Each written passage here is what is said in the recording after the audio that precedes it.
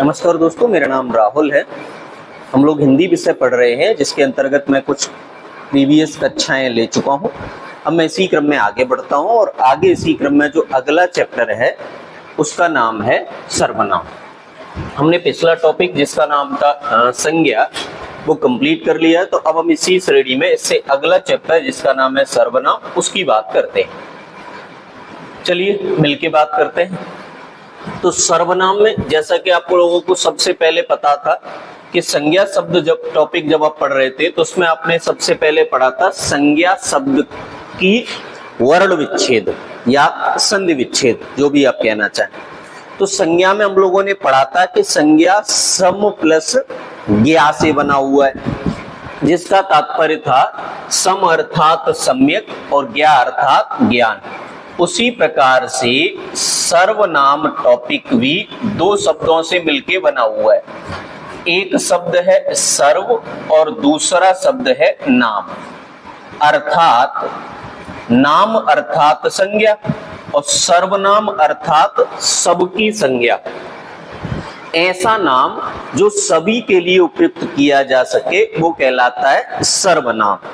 Basically शब्दों के आधार पर बातें ये, लेकिन वही बात है कि जो हम समझ रहे हैं उसको पारिभाषिक रूप से मान्य तो नहीं किया गया विभाग द्वारा, तो हम परिभाषाएं वही रखेंगे जो विभागीय सूचना के आधार पर हमें दे दी गई हैं। तो जैसे सर्वनाम की परिभाषा क्या है कि संज्ञा के स्थान पर प्रयुक्त होने वाले शब्दों को सर्वनाम कहते हैं। संज्ञा के स्थान पर एक ही संज्ञा का बार बार उपयोग करने से बचने हेतु हम जिन शब्दों का प्रयोग करते हैं ऐसे सभी शब्द क्या कहलाते हैं? सर्वनाम। आगे मेरी बात को समझना, ध्यान से देखना। जैसे कुछ उदाहरण समझ लीजिए। जैसे यहाँ पे एक उदाहरण दिया गया है कि राम ने कहा कि वह बाजार जा रहा है, तो स्पष्ट रूप से लिखा गया है कि राम ने कहा कि वह कौन? राम। भाई बाजार जाने के संबंध में बात किसके लिए कही गई है? राम के लिए। तो बाजार कौन जा रहा है? राम। लेकिन राम तो लिखा नहीं है, यहाँ पे क्या लिखा है? वह है। तो ये शब्द जो संज्ञा का उपयोग न करके अन्य शब्दों को उपयोग किया जाए तो ऐसे शब्द कहलाते हैं सर्वनाम। जैसे रीता ने कहा कि मैं खाना बना रही हूं। अब मैं किसके लिए इस्तेमाल हुआ? रीता के लिए। ये वाक्यांश मैं खाना बना रही हूं किससे संबंधित है? रीता से। लेकिन रीता शब्द तो नहीं है, वहां पे शब्द क्या है? मैं। तो रीता शब्द हो गया संज्ञा और संज्ञा के लिए उपयुक्त शब्द अर्थात मैं यहाँ पे क्या कहलाया? सर्वनाम। चलिए आगे की बात करते हैं, आप समझ गए होंगे। इसके बाद अगला जो हिस्सा है, मैंने बार बार बोला, देखो पिछली क्लास में भी बोला कि मैं फालतू जानकारी देने में 1% भी सहमत नहीं हूं। अतः मैं पॉइंट टू पॉइंट बात करूंगा। प्रयास ये करूंगा कि कम समय में आपको ज्यादा बातें समझा पाऊं, तो इसीलिए मैं फालतू बातें नहीं करूंगा, सीधा फैक्ट टू फैक्ट बातें करेंगे। चलिए अब सर्वनाम की परिभाषा के बाद बात आ जाती है कि हिंदी में सर्वनामों की कुल संख्या अगर पूछी जाए तो कितनी बतानी है? 11। देखो सर्वनाम के प्रकार अलग सवाल है और सर्वनाम की संख्या अलग सवाल है, ठीक है। जैसे संज्ञा, तो संज्ञा को तो नाम दे दिया था हमने महानाम, अर्थात संज्ञाओं की संख्या बता पाना संभव नहीं है, लेकिन सर्वनामों की संख्या कितनी बतानी है? 11। कौन कौन से? मैं हो गया, तू, आप, यह है, वह है, कोई, जो, सो, क्या, कुछ और कौन। तो अगर पूछा जाए कि सर्वनाम की संख्या कितनी है तो कितना जवाब देना है भैया? 11। कौन कौन से? जो आपके सामने विदित है अर्थात लिखे हुए। उम्मीद है ये वाली बात आपको पकड़ में आ गई होगी।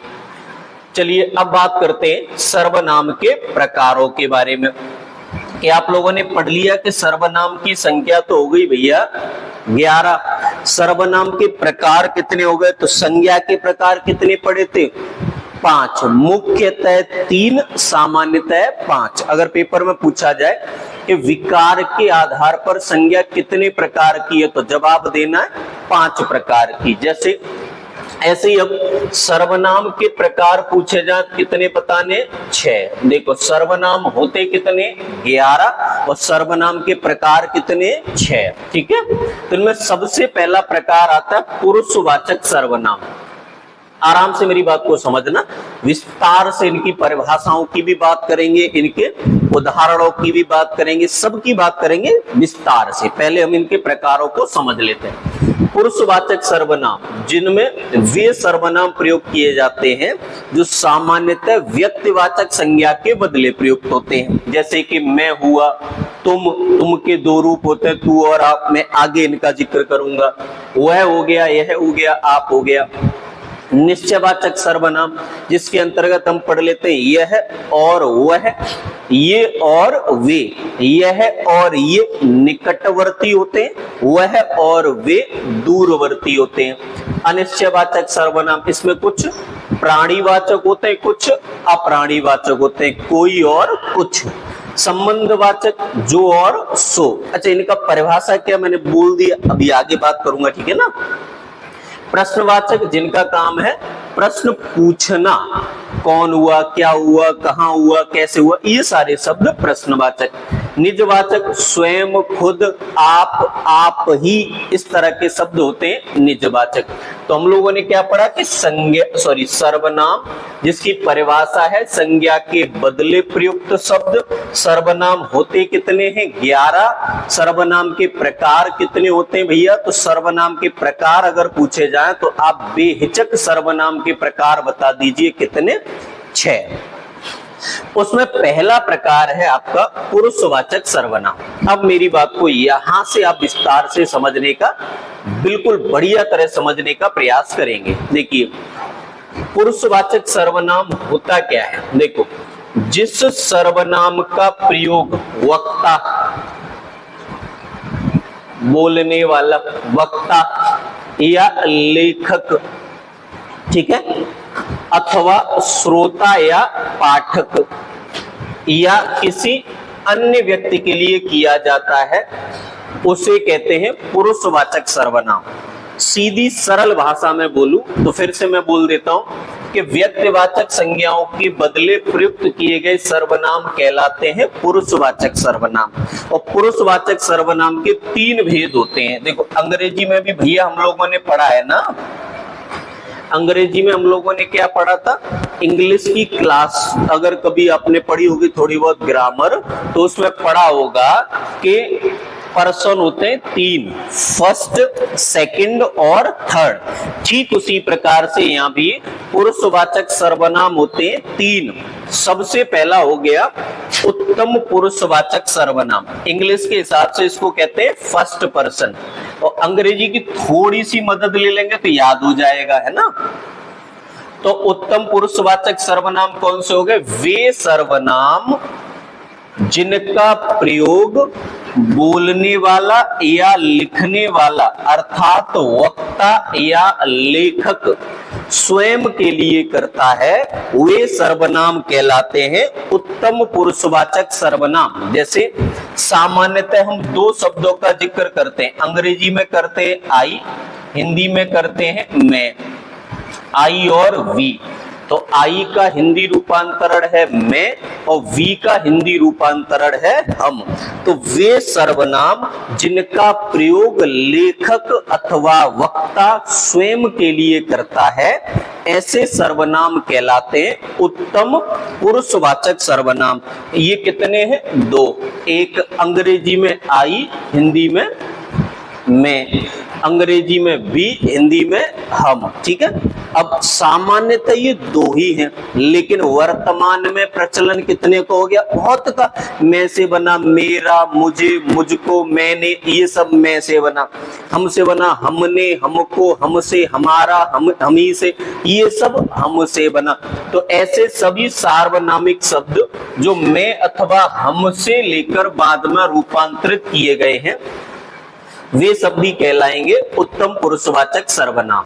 ठीक है, जैसे हम कुछ उदाहरणों को समझने का प्रयास कर लेते हैं। जैसे हम ताजमहल देखने जाएंगे, तो हम शब्द क्या हो गया? उत्तम पुरुषवाचक। मैं शब्द मैं अपने काम पर लौट आया, मैं शब्द मैं रोजाना फुटबॉल खेलता हूं, मैं शब्द मुझे काम पसंद नहीं आया, मुझे शब्द मैंने जीवन में बहुत कुछ किया है, तो मुझे शब्द मैंने शब्द।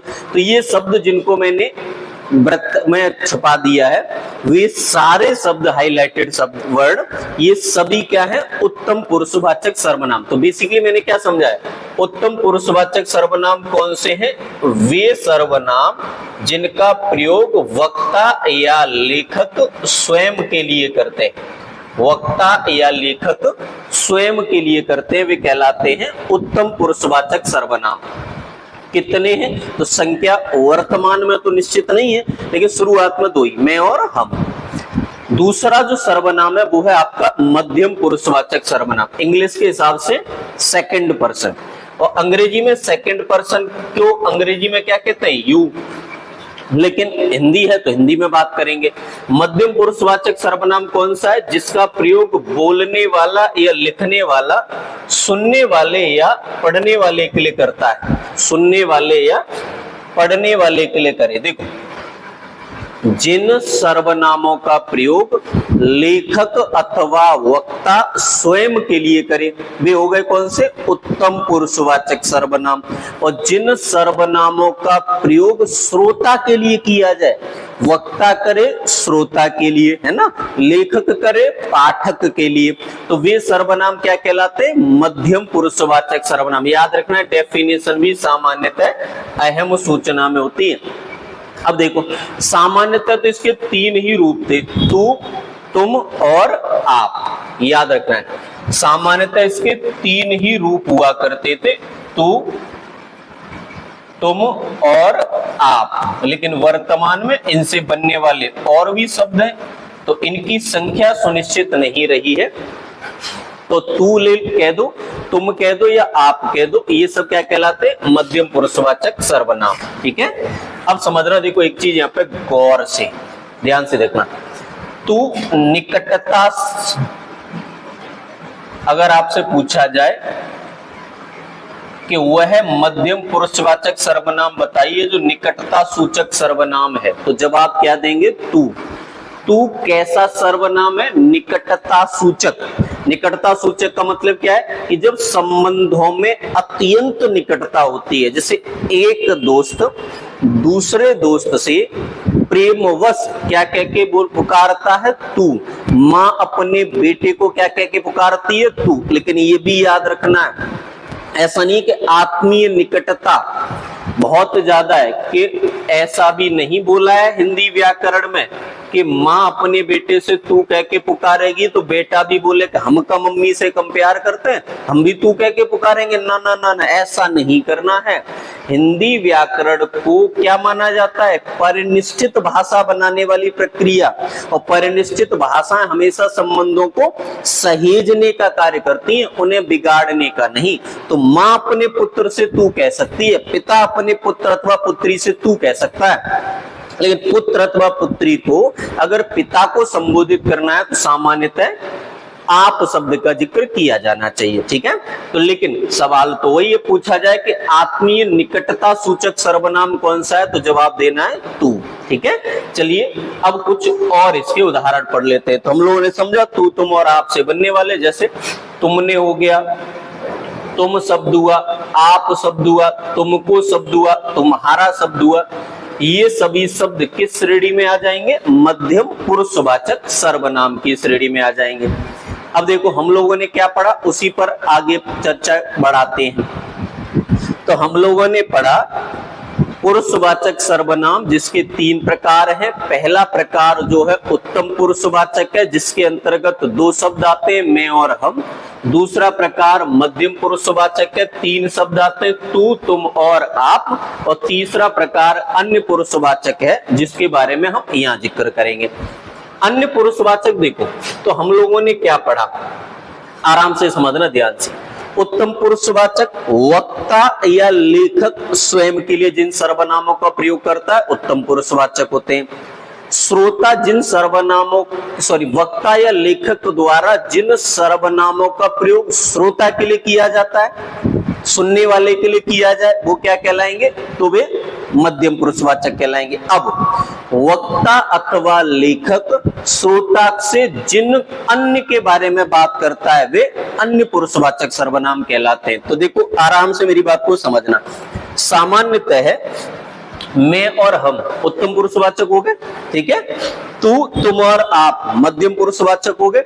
अब कौन कौन बच गया? यह, वह और वे। कितने शब्द? यह, वह और वे। सामान्यतः ये तीन और बाकी जो इनसे बनते हैं।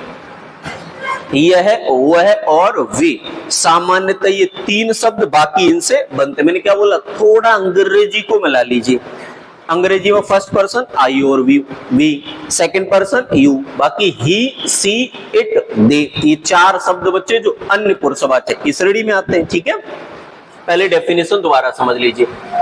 बोलने वाला, देखो जिन सर्वनाम शब्दों का प्रयोग बोलने वाला श्रोता के अतिरिक्त किसी अन्य व्यक्ति के लिए करे उन्हें हम क्या कहते हैं? अन्य पुरुषवाचक सर्वनाम। सामान्यतः इनकी संख्या यह, वह, वे इतनी है, बाकी संख्या तो निश्चित है नहीं इनकी, वो तो बढ़ती गई है।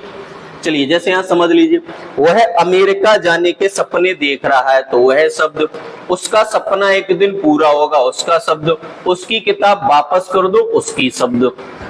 तो ऐसे सब सर्वनामिक शब्द जिनका प्रयोग लेखक अथवा वक्ता किसी अन्य के लिए करे उन्हें हम क्या कहते हैं? अन्य पुरुषवाचक सर्वनाम। सामान्यतः यह, वह और वे, बाकी जो इनसे बनते हैं। चलिए आगे का जिक्र करते हैं। तो हम लोगों ने पुरुषवाचक सर्वनाम के बारे में जिक्र कर लिया है। चलो अब हम इससे आगे बढ़ने का प्रयास करेंगे और इससे आगे के सर्वनामों को समझेंगे। देखिए, तो पहला तो हो गया आपका पुरुषवाचक सर्वनाम। पहला हो गया पुरुषवाचक सर्वनाम और दूसरा है आपका निश्चयवाचक सर्वनाम। समझिए निश्चयवाचक सर्वनाम क्या होता है? निश्चयवाचक, देखो निश्चयवाचक क्या हुआ? अंग्रेजी में इसको कहते हैं डिमोन्स्ट्रेटिव प्रोनाउन, अर्थात कई बार इनको, देखो ये रहा, कई बार इनको संकेतवाचक या निर्देशक सर्वनाम कहकर भी पुकारा जाता है। तो अगर इन्हें संकेतक या निर्देशक कहा जाए तो भी बात एक ही है। अब यहां शुरू होता है कंफ्यूजन। इससे पहले कोई कंफ्यूजन नहीं था। जो मामला बिगड़ता है ना, जहां आपको समझना चाहिए वो यहां से है। उत्तम पुरुषवाचक, मध्य पुरुषवाचक, अन्य पुरुषवाचक तो समझ में आ जाता है, यहां समझना है। कारण है ये शब्द, यह, वह और वे, ये तीनों ही शब्द हम लोगों ने कहा पढ़े थे? अन्य पुरुषवाचक सर्वनाम में।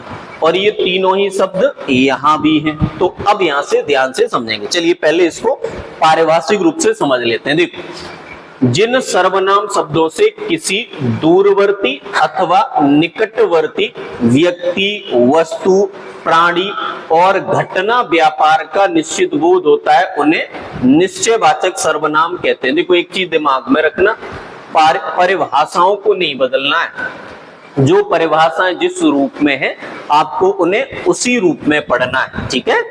अब जैसे तो हम लोगों ने क्या पढ़ा? जिन सर्वनाम शब्दों से किसी दूरवर्ती या निकटवर्ती व्यक्तियों, प्राणियों, वस्तुओं और घटना व्यापार का निश्चित बोध होता है उन्हें निश्चयवाचक सर्वनाम कहते हैं। इसी में एक लाइन बड़े काम की है, निकटवर्ती। तो निकटवर्ती के लिए आपको कौन कौन से इस्तेमाल करना है? यह और ये, यह भी और ये भी, यह और ये।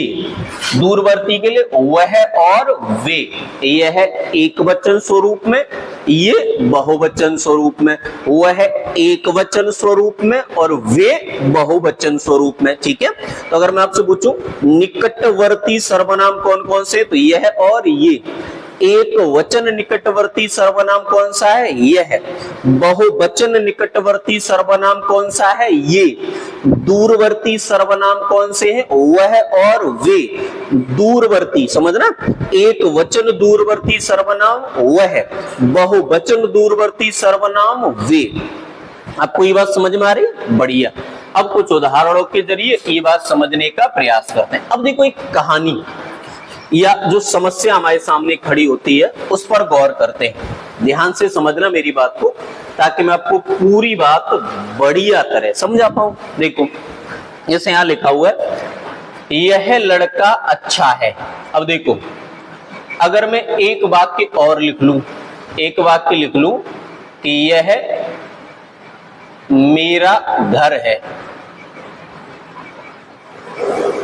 ठीक है, यह मेरा घर है, ठीक है, और यहां लिखा है यह लड़का अच्छा है। तो मैंने आपको क्या समझा, थोड़ा सा समझना ध्यान से, ताकि मैं आपको ये बात विस्तार से समझा पाऊं, कोई कंफ्यूजन ना हो आपको, ठीक है।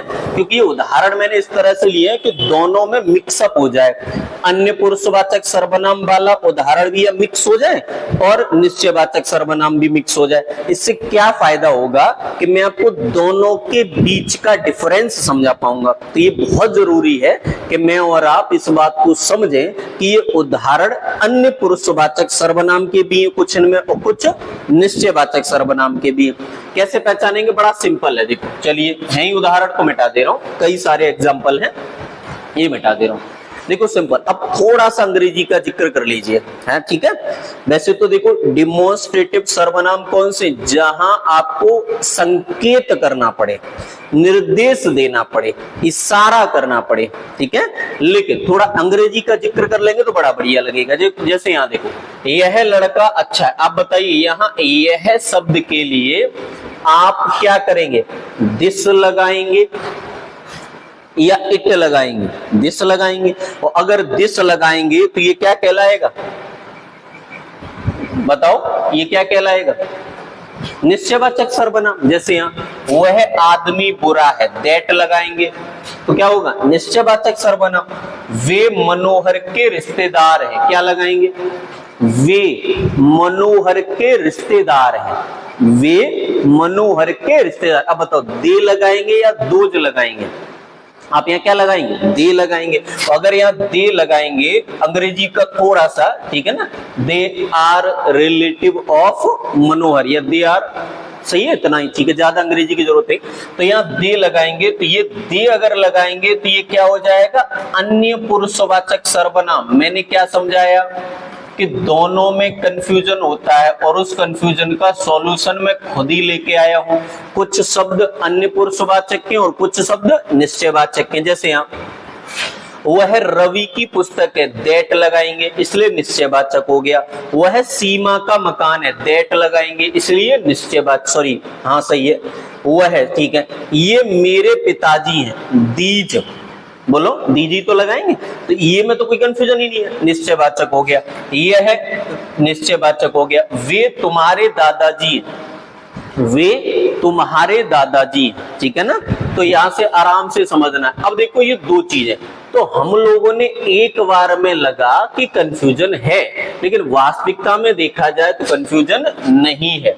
तो हम क्या करेंगे, सिंपल सी बात है। देखो अब गौर से यहाँ पे, तो यहाँ पे जैसे मैंने आपको कंफ्यूज करने का प्रयास किया और शायद आप कंफ्यूज हुए भी होंगे, ठीक है। देखो, बहुत जरूरी है कि मैं पहले कंफ्यूज करूं और फिर कंफ्यूजन का सॉल्यूशन भी दूं, क्योंकि अगर मैं केवल कंफ्यूज कर रहा हूं तो भी गलत है, और कंफ्यूज नहीं कर रहा हूं तो कंफ्यूजन वाली बातें ठीक से समझ में नहीं आ पाएंगी। इसलिए मैंने अभी तक आपको थोड़ा कंफ्यूज कर दिया होगा, अब मैं उस कंफ्यूजन को सॉल्व भी करता हूं। समझना ध्यान से। देखो यहाँ क्या हुआ, असली बात यह है कि मैंने यहाँ कोई भी उदाहरण नहीं लिया है जो अन्य पुरुषवाचक का हो, कोई उदाहरण नहीं लिया है। अब कंफ्यूजन का सॉल्यूशन समझो। देखो क्या है, वे मनोहर के रिश्तेदार है। आप यहाँ किसी के बारे में बात करते समय संकेत करेंगे, इशारा करेंगे, और मैं अगर कंफ्यूज कर चुका हूं तो मैं आसानी से समझा पाऊंगा अब आपको, ठीक है। देखो यहां बताओ, अगर आप इस सेंटेंस को बता रहे हो वे मनोहर के रिश्तेदार है, इशारा ही तो करना पड़ेगा। जहां संकेत करना पड़े वो संकेतवाचक होते हैं, अन्य पुरुषवाचक नहीं। यानी इनमें से कोई भी उदाहरण अन्य पुरुषवाचक सर्वनाम का है ही नहीं। क्लियर मेरी बात, कोई कंफ्यूजन तो नहीं है। आराम से समझना ध्यान से। जैसे अगर आराम से देखो, अब जैसे मैं एक उदाहरण और ले लूं, फिर आप समझना। मैं आपसे बोलूं कि वह आगरा जा रहा है। अब आप मुझे बताओ, अगर मैंने एक वाक्य लिया कि वह आगरा जा रहा है, अब आप मुझे एक बात बताओ कि यहाँ पर वह शब्द के लिए आप दैट लगाओगे या ही लगाओ? अब कंफ्यूज मत हो ना, अब कोई कंफ्यूजन नहीं करूंगा। तो वह के लिए दैट लगाओगे या ही लगाओगे? ही लगाओगे। ये क्या है? ये अन्य पुरुषवाचक सर्वनाम है। तो ये थोड़ा सा कंफ्यूजन वाला पोर्शन होता है, थोड़ा सा मैंने भी कंफ्यूज कर दिया है। उम्मीद है आपको उस कंफ्यूजन का सॉल्यूशन भी मैंने दे दिया होगा। अगर समस्या है तो बेहिचक कमेंट सेक्शन में जाके बताएं। थोड़ा जरूरी था कि मैं आपको कंफ्यूज करूं और फिर उस कंफ्यूजन से निकालूं। ठीक है, चलिए आगे बढ़ते हैं। आगे देखिए, अगला है अनिश्चयवाचक सर्वनाम। देखो, तो निश्चयवाचक सर्वनाम को आप समझ गए कौन कौन से? ये, वे, यह, वह। इसमें निकटवर्ती होते हैं यह और ये, दूरवर्ती होते हैं वह और वे। चलिए अगला, अनिश्चयवाचक सर्वनाम। अनिश्चयवाचक सर्वनाम कौन कौन से हैं? देखो, अनिश्चय, जिनसे किसी निश्चित व्यक्ति, वस्तु, प्राणी या घटना, व्यापार का बोध निश्चित रूप से हो जाता है, वो निश्चयवाचक सर्वनाम है। और जिनसे निश्चित रूप से ये बोध नहीं होता है, वे अनिश्चयवाचक सर्वनाम है। जैसे रास्ते में कुछ खा लेना। अब बताइए, यहाँ पे वक्ता द्वारा आपसे अगर ये वक्तव्य कहा गया है तो वक्ता ने क्या खाने के लिए बोला है? पता ही नहीं।